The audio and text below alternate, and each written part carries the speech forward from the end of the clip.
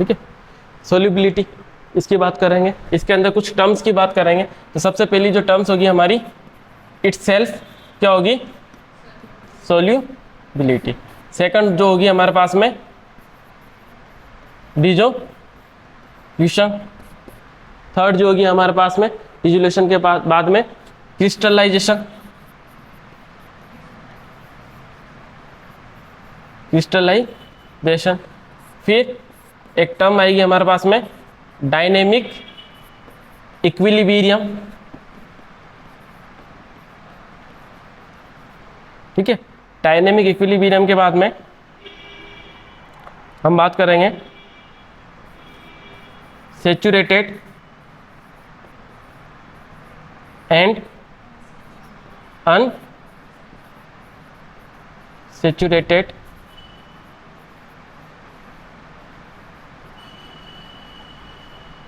Solution की। ठीक है। फिर अपन बात करेंगे किसकी,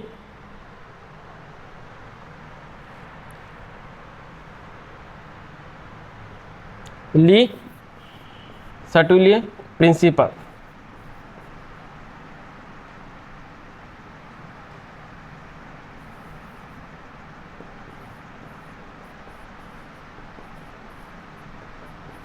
अच्छा, फ्रेंच नेम है तो इसका अलग अलग प्रोनाउंसिएशन होता है। ली सर्टुलिए भी बोला जाता है, ली चैटेलियर भी बोलोगे तब भी चलेगा। ठीक है। ली सर्टुलिए प्रिंसिपल। ठीक है। इसके बाद में इसी के अंदर हम जब बात करेंगे तो दो चीज़ों की बात करेंगे, किसकी, endothermic process and exothermic process. ठीक है। तो ये पढ़ा होगा आपने एंडोथर्मिक और एक्सोथर्मिक। तो सबसे पहले आ जाते हैं किसके ऊपर, solubility. What do you mean by solubility, बताओ क्या होगा। The maximum amount of solute that can be dissolve in a solvent is known as a solubility. यानी किसी भी सोल्यूट का किसी सोल्यूएंट के अंदर कितना उसको मिक्स किया जा सकता है, वही क्या होगा, उसकी सोल्यूबिलिटी। आपने देखा होगा कि एक टाइम के बाद में अगर आप एक ही ग्लास ऑफ वाटर के अंदर आप क्या कर रहे हो, शुगर को ऐड करते जा रहे हो, तो एक टाइम के बाद में शुगर क्या करना बंद कर देगी, उसके अंदर डिसॉल्व होना बंद कर देगी। ठीक है। या उसके अंदर जिसको हिंदी में बोलते हैं उसके अंदर घुलना बंद हो जाएगी। ठीक है। तो वही क्या होता है आपका सोल्यूबिलिटी। याद रहेगा, the amount of solute that can be dissolve in a particular solvent. इसमें एक चीज और याद रखना, at specific temperature and pressure. क्यों? क्योंकि टेम्परेचर प्रेशर की कंडीशन चेंज कर देंगे तो उसका क्या होगा, उसकी जो सोल्यूबिलिटी है वो भी चेंज हो जाएगी। और यही हमने किसमें पढ़ा, इसी को हम किसमें पढ़ेंगे, ली चैटेलियर प्रिंसिपल के अंदर पढ़ेंगे। ठीक है। तो स्पेसिफिक टेम्परेचर और या गिवन प्रेशर और टेम्परेचर कंडीशन पे क्या होगा, जो अमाउंट ऑफ सोल्यूट होगा वो जो डिसॉल्व हो पाएगा किसके अंदर, सॉल्वेंट के अंदर, वही क्या कहलाएगा, आपका सोल्यूबिलिटी हो जाएगा। अगला आ जाओ, डिसोल्यूशन। क्या होगा, प्रोसेस क्या कहलाएगा, डिसोल्यूशन कहलाएगा।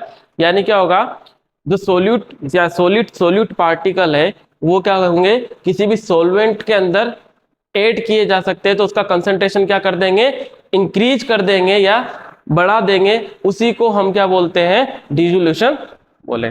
जैसे आपने क्या किया, वाटर के अंदर शुगर को ऐड किया तो उसका कंसंट्रेशन क्या हो गया, इंक्रीज हो गया। तो इस वजह से अब क्या होगा आपके पास में, उसी प्रोसेस को क्या बोला जाएगा, डिसोल्यूशन बोला जाएगा। नेक्स्ट क्या हो जाएगा, क्रिस्टलाइजेशन। क्या होगा क्रिस्टलाइजेशन,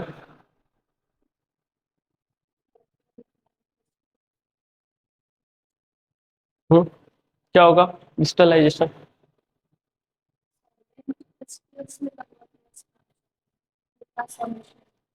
देखो इसमें क्या होगा कि जो आपके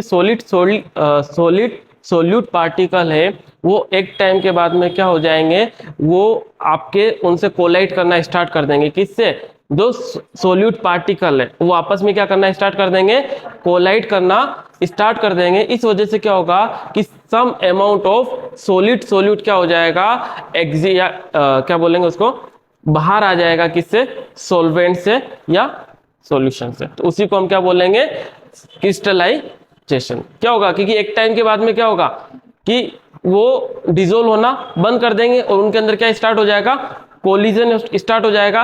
तो उसकी वजह से क्या होगा, जो डिसोल्व्ड पार्टिकल थे वो वापस से क्या आ जाएंगे, सॉल्यूशन के अंदर आ जाएंगे, सॉल्वेंट से अलग हो जाएंगे, है ना। तो उसी को क्या बोलेंगे अपन, क्रिस्टलाइजेशन।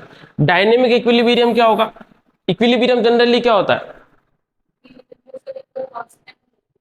इक्विलिब्रियम कंडीशन कब होती है, इक्वल हो, कोई चीज क्या हो, इक्वल। तो यहां पर क्या हो कि जब आपके डिसोल्यूशन की प्रोसेस या क्रिस्टलाइजेशन की, यानी क्या बोलेंगे इसको, किसी भी सॉल्यूशन के अंदर क्या हो रहा है कि सेम टाइम पर क्या हो रहा है, जो पार्टिकल डिसोल्व होने की जो रेट है और जो पार्टिकल सॉल्यूशन से या सॉल्वेंट से बाहर आने की जो रेट है, दोनों क्या हो जाएगी, इक्वल हो जाएगी। उसी को क्या बोलेंगे अपन, डायनेमिक इक्विलिब्रियम। इसका मतलब क्या, सीधा सीधा, यानी क्या हो चुका है, अब इससे ज्यादा उसके अंदर डिसोल्यूशन नहीं होगा, यानी दोनों क्या चल रहे, हैंड इन हैंड चल रहे, कौन, डिसोल्यूशन और क्रिस्टलाइजेशन। बस ये हो जाएगा। क्या होता है, सोल्यूट प्लस सोलवेंट मिलकर क्या बनाते, सॉल्यूशन बनाते। तो ये कंडीशन क्या हो जाएगी, solute plus solvent reversible process हो जाएगी। तो ये क्या हो जाएगा आपके पास में, सॉल्यूशन।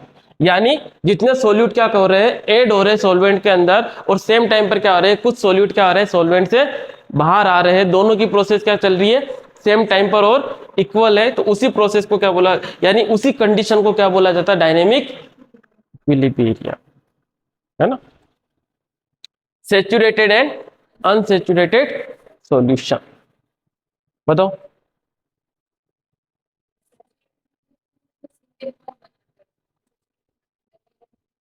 बॉन्ड की बातें नहीं हो रही है। देखो, एक लाइफ के अंदर भी सैचुरेशन पॉइंट आता है। वो सैचुरेशन पॉइंट क्या होता है,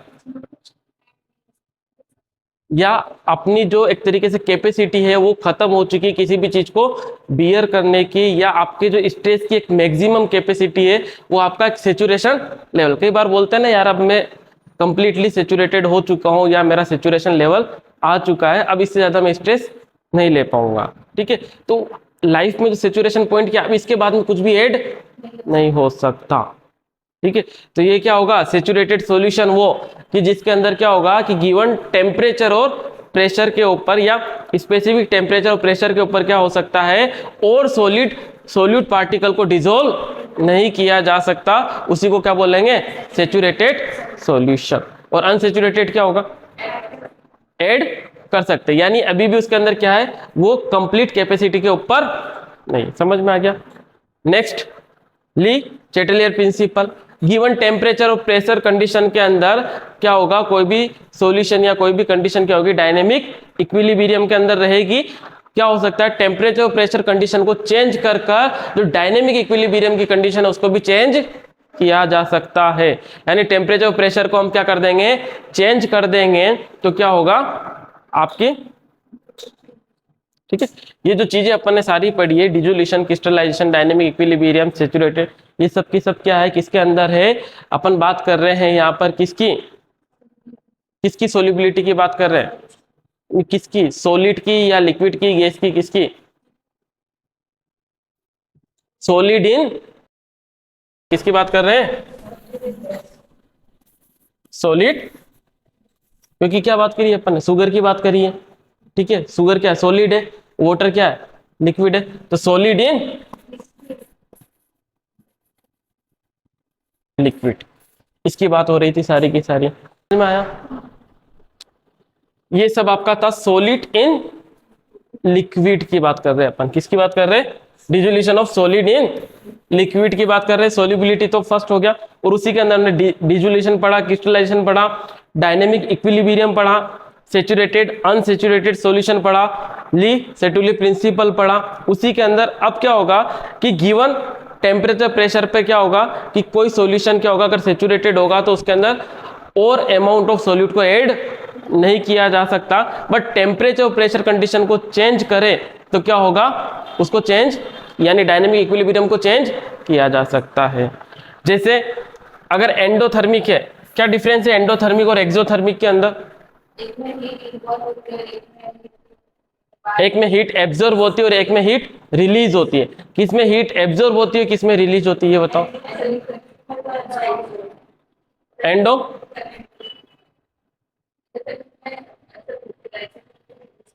सही है, ठीक है।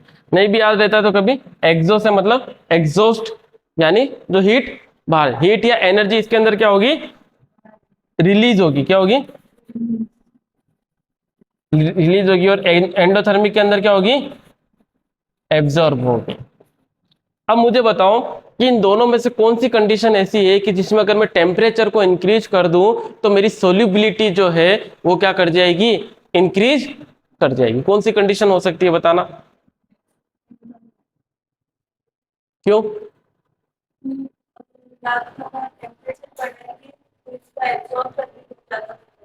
वो क्या करेगा, अगर अपन एंडोथर्मिक के अंदर क्या कर रहा है, वो एनर्जी एब्जॉर्ब कर रहा है। अगर आप क्या करोगे, टेम्परेचर इंक्रीज करेंगे तो क्या करेगा, वो उसकी सोल्युबिलिटी को क्या कर देगा, इंक्रीज कर देगा। अगर एक्सोथर्मिक है तो क्या कंडीशन हो जाएगी, एक्सोथर्मिक के अंदर सोल्युबिलिटी क्या कर जाएगी, डिक्रीज कर जाएगी।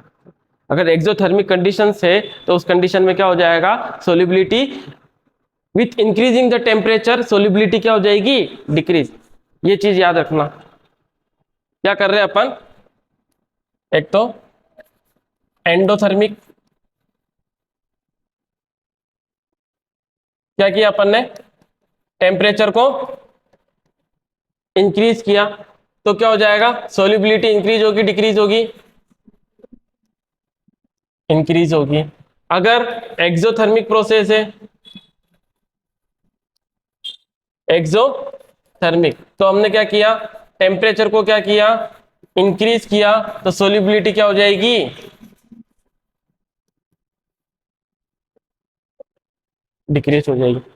एंडोथर्मिक का कोई एग्जांपल, एक नॉर्मल वाटर में अगर आप शुगर को ऐड करो या सोल्ट को ऐड करो नॉर्मल वाटर के अंदर, तो आपको क्या करना पड़ेगा, उसको डिसोल्व करना पड़ेगा। एक हॉट वाटर के अंदर आप क्या करो, नमक को डालो तो वो ऑटोमेटिकली क्या हो जाएगा, डिसोल्व हो जाएगा। तो क्या हो गया, टेम्परेचर इंक्रीज होने से उसकी सोल्युबिलिटी क्या हो गई, बढ़ गई। ठीक है, तो ये कब होगा, ये अपन देख रहे हैं solubility of solid in liquid, किस कंडीशन पर देख रहे हैं, जब टेम्परेचर, टेम्परेचर हम क्या कर रहे हैं, चेंज कर रहे हैं।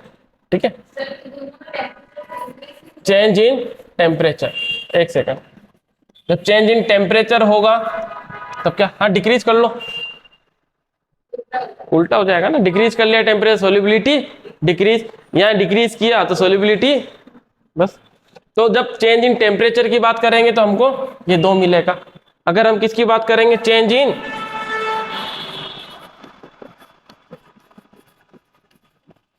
प्रेशर की बात करेंगे तो बताओ मुझे, प्रेशर को इंक्रीज करेंगे जब हम सॉलिड को क्या कर रहे हैं, डिसोल्व कर रहे हैं लिक्विड के अंदर, तो उस कंडीशन में प्रेशर अगर मैं इंक्रीज कर दूं तो सोल्युबिलिटी इंक्रीज होगी या डिक्रीज होगी,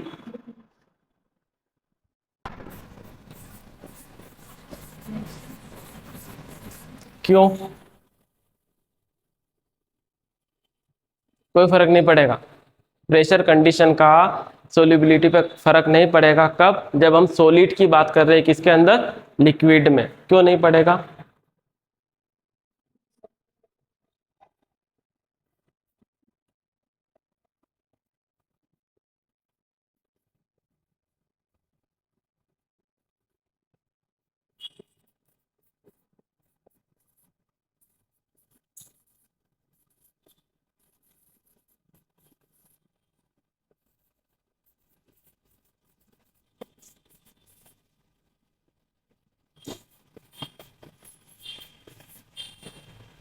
समझ में आया?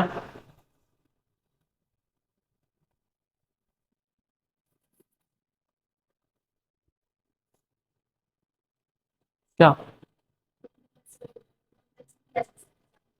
प्रेशर का मतलब क्या है, उसको कंप्रेस किया जा सके या उसको एक्सपांड किया जा सके। अगर प्रेशर इंक्रीज कर रहे हैं तो उसको कंप्रेस कर रहे हैं, और प्रेशर रिलीज कर रहे हैं तो उसको एक्सपांड कर रहे हैं। तो सॉलिड और लिक्विड में प्रेशर का फर्क पड़ेगा क्या? इतना फर्क नहीं पड़ेगा, क्योंकि हाईली क्या है, ये इनकम्प्रेसिबल है। तो ये एक ही रीजन याद करना है आपको कि इसके अंदर सॉलिड इन लिक्विड के अंदर की कोई फर्क नहीं पड़ेगा।